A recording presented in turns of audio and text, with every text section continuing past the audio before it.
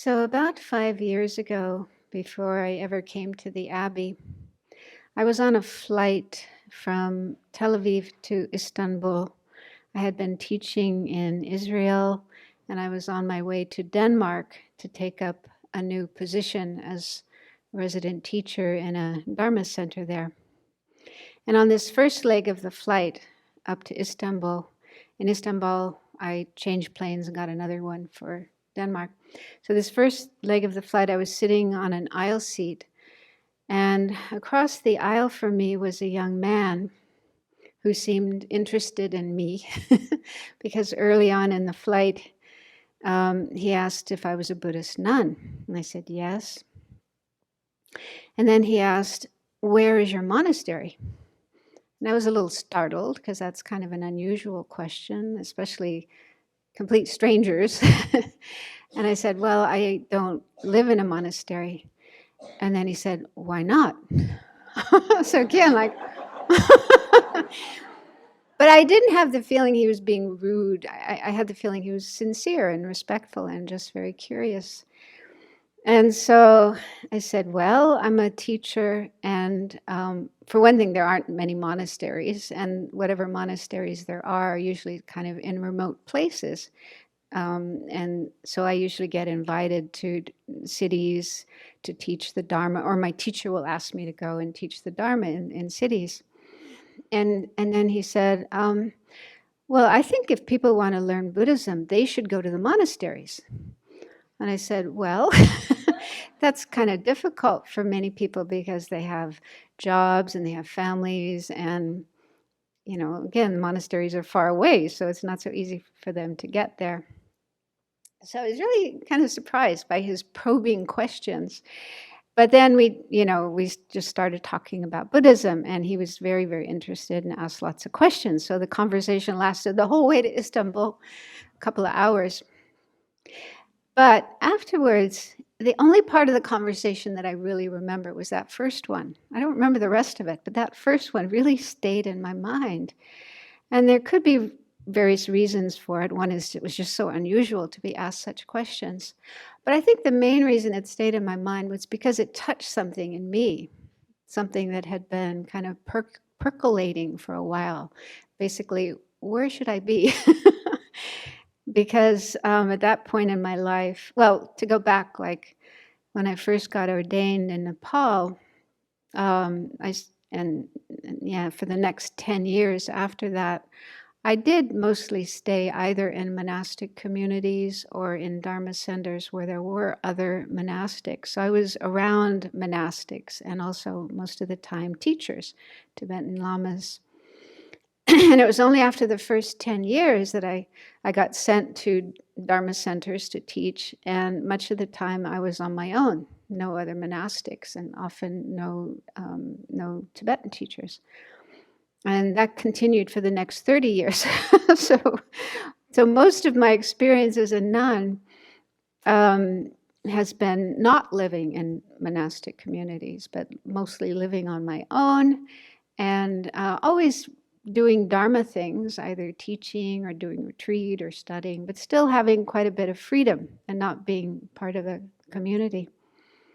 And so at this point in my life, 5 years ago, I had been feeling for a number of years that I need to settle down somewhere and stop being a flying nun. But then where should I go and what kind of situation? So I'd been going over the various options in my mind and trying to decide. And so it was a topic for me. It was an issue for me. Where do I live? Should I live in a monastic community or continue living on my own the way I had been? And so having had both experiences, living on my own, living in a community, I feel I'm in a position to see the pros and cons. And so I'll go through some of the pros. This isn't an exhaustive list, but just things that come to mind. The pros of living in a monastic community as opposed to living on your own. So probably number one is that it's easier to keep your vows. I mean, we take vows. That's the basis of our life. And living in a monastic community, you have a really ideal situation because you're living with other people who are keeping the same vows that you have, and the whole setup is designed to support the keeping of vows. Whereas it's more difficult when you're on your own, not living with other monastics. You sometimes have to compromise on your vows, which isn't very comfortable. So it's really comfortable, and I don't mean comfortable as in, nice and soft, but mentally satisfying when you are able to keep your vows. Because this is the whole basis of our Dharma practice, to be able to attain the realizations that we aspire for, liberation, enlightenment, even calm abiding, wisdom. We need to have a very firm basis in ethical conduct and keeping our vows. And then connected with that, being able to purify vows. So we can do a certain amount of purification on our own, like 35 Buddhas and Vajrasattva. But to really purify our vows, we have to do posada.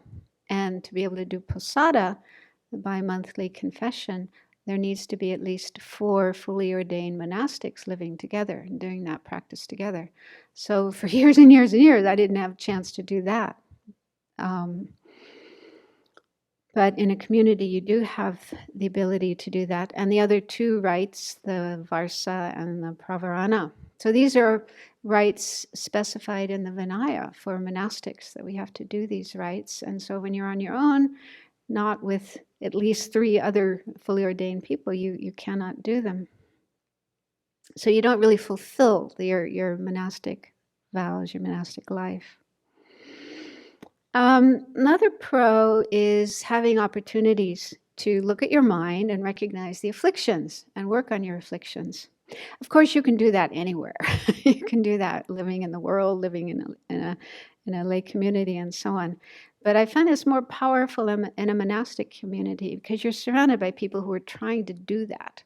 And you have constant reminders of that's the purpose of our life, is to recognize our afflictions, our attachment, our aversion, and so on.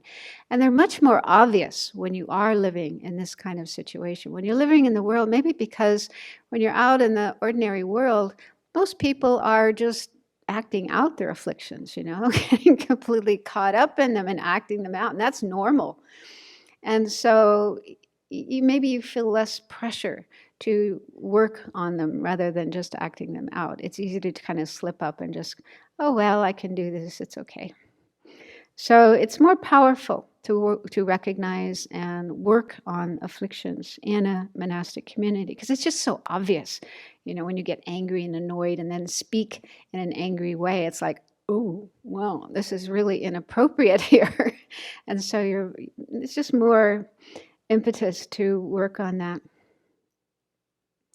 And another pro is less loneliness. So when you're living on your own, even if you're surrounded by people, and many of them may be Buddhist, but if there's no other monastics nearby, that means you don't have anyone else who's living the same lifestyle that you are and having the same vows that you have. So yeah, your lifestyle is kind of different. You're sort of outside of the normal way of life of most people. So you can feel lonely, isolated. And just recently I received an email from a friend who's also a fully ordained nun, a bhikshuni, and she's living in a little house on her own in a rural area somewhere in Europe.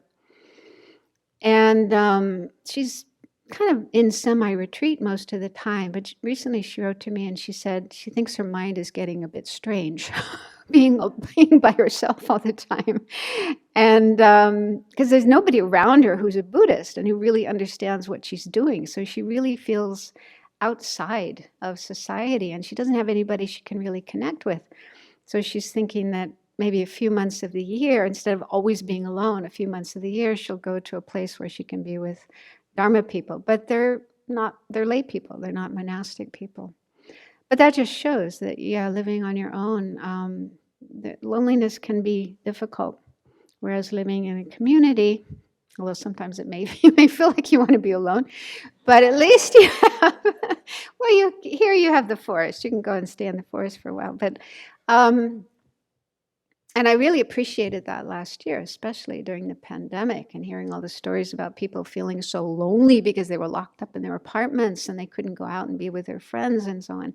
So I felt kind of privileged being here in a community of, it was like a family of about 20 people, you know, very, very close and really supportive of each other.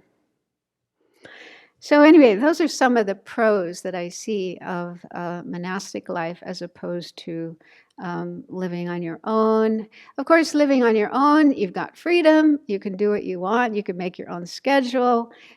But then, you know, you got these other disadvantages of not being able to keep your vows so well, not having so many opportunities to work on your mind, and being more lonely and isolated. And yeah, so anyway, after that conversation with the young man on the plane, I went to Denmark. And at first, the situation seemed really promising. I thought, wow, this is a great situation. There's lots of students who want to learn. But then it turned out to be quite disappointing. So in the end, after about a year and a half, I decided to leave because there just wasn't sufficient interest to, you know, to continue being there. There were only a few people who were really interested on a regular basis in coming and learning Buddhism, but most people would come and go. And so the reason that I had given to the young man about why I wasn't living in a monastery, it kind of fell apart.